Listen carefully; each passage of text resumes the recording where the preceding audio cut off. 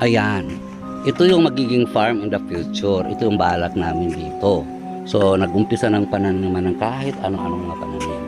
Dito sa kubo namin sa fish pond, ginagawa namin temporary nursery, pero magpapagawa talaga kami ng nursery. So, ito, yan dyan yung mga seed bed yan, yung mga seed bed.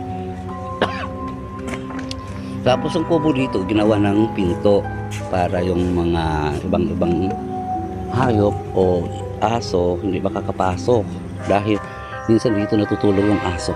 Kaya, ayun, so balak namin dito gawing food farm, vegetables at saka fruit trees ang paghaluin. So marami na kaming seedlings dyan. Yun lang ang gagawin namin araw-araw, magtanim dito hanggang ano, Mamatay. hanggang mamatay daw. Grabe ka, Sandy, ah. Tapos ayun, itong farm namin dito din, gawan din namin. Gawin din namin tong isang training site sa mga farmers. So ituturo ko kayo dito. Yang temporary, may mga pananim na to. Hindi temporary, talagang may mga pananim yan. Iba't iba. So ang gagawin namin dito ay yung pinaka-goal namin dito na ma-achieve namin yung isang magiging permaculture. Permaculture. Hello. Hi.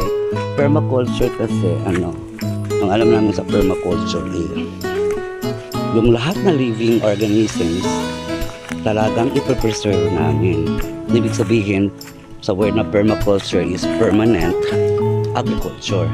So ito, isang swimming pool na maliliit, ginagawa to pero hindi pa tapos. Pero yun may mga fences. Yun, mga fruit trees yun, mga high variety fruit trees. Dito, kahit ano-anong mga pananim na lang meron. Basta, gusto namin yung pananim dito, ito lahat turmeric at saka luya.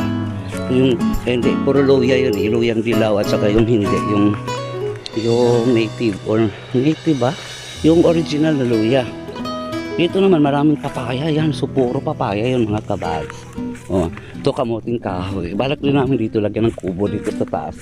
Banda doon, siguro gagawa din kami ng mga 3 kubo. Kasi pag naman nag-overnight or gustong gumala dito, ninilay-nilay, yun, pwede silang magstay dyan overnight or ilang days. So gawa namin ng kubo. So ito, napaka-virgin pa tong lugar na to. Hindi pa, kumbaga untouchable, pero gawin na namin ng touchable ngayon. Ito naman mga alugbati at saka ampalaya. So punuin namin to pananim dito lahat-lahat. Yun nga lang, ang pakay nung boss ko, ayaw nang galawin to kahit ito'y matinding klaseng halaman. Ito'y covered crop. So pinapatay niya yung ibang halaman. Pag yan nalapitan o nakapitan niya, pinapatay niya. So, yung mga nyug naman namin dito is puro dwarf. So ito din yung Thai bamboo, bamboo galing Thailand. May mga fruit trees din kaming mga galing Thailand o galing kung saan galing. Ayun, ganito yung itsura dito. So napaka-virgin yung lugar. Tapos mga susunod na araw, dadami na ditong papaya at saka saging. Kailangan naman taniman ng saging. Dito naman puro kamuting kahoy ito. Ayun, puro kamuting kahoy yan. Ayun. O diba, napakaganda ng lugar. And then in the future, gagawin namin rice fields to. Rice fields hanggang doon. Tapos gagawin namin ng parang study center ng rice production, fruit production, and also the vegetables production. So ito naman kasi yan, may mga puno na yan ng dwarf na coconut at saka mga, tingnan natin, may tinanim na kami dito mga fruit trees din.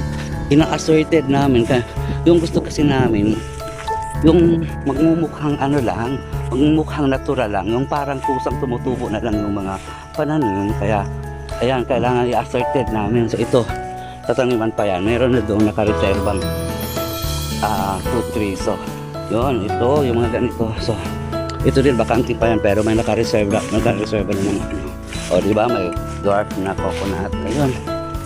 Yan. Ano yan? Grafted na jackfruit. Sobrang sarap nun. Juicy na jackfruit. Tsaka ito, grafted na jackfruit. Tatlong puno to. Na ano, grafted na ano dyan. Dito. Ito naman kasi yung tent na to. Naka-install to, kaso lang kagabi sobrang lakas ng ulan, ayun, nabuwal. So ganyan to, nabuwal, kaya kailangan ayusin ko ulit.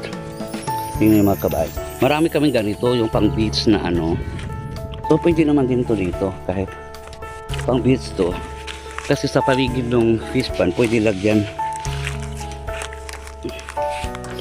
So ibabaon muna natin ito, guys. Ito yung ito sobrang lambot. Ayan, sobrang lambot ng lupa. So ayun. So i-install ko ulit. Kasi dito ako pag medyo sobrang init na ng panahon, dito ako tumatambay.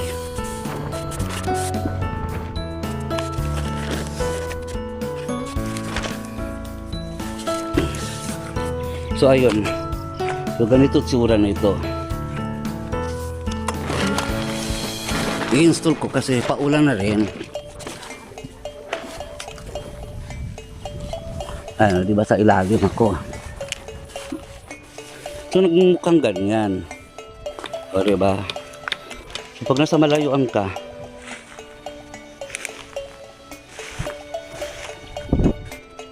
so ayan, ganyan. Tapos, yun, dito sa paligid na to, balak namin lahat, tataniman namin ng gilid ng saging, at saka yun, may mga gabi na lahat mayroon na dyan.